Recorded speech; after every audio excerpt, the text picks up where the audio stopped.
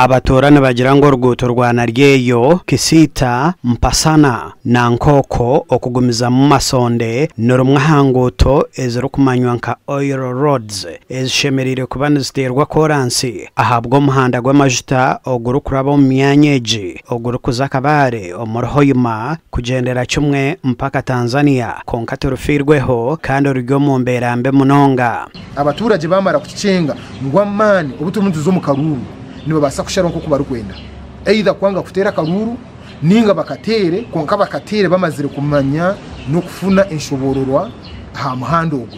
ogwa oil pipeline kurugana rweyo mpaka kandi Nkoko then bakakrosinga bakazomura Chinkwanzi. So orugudo rwitoro president abere kuno Pasana mukakumiro twahurira ari nkatarufaho so twahwamani situkumanya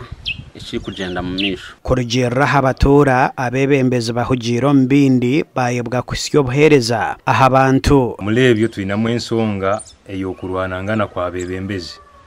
egeri ensonga nkuru muno om district yaitwenu etusangire nka challenge rundi ekizibu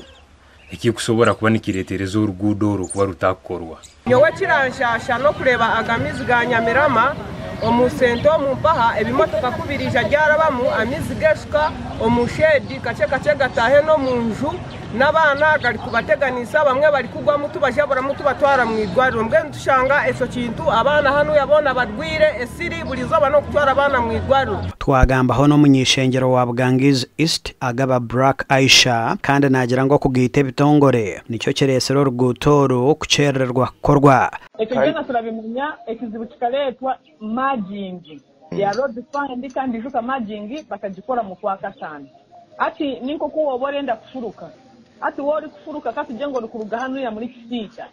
azo rukufuruka rukuzanka Kampala ningo zaka Mwenge ningibana tora subira ngo ekeyeri mezi shekererire aho rukuzaza kushanga hatererire nkabasi aba road fund turi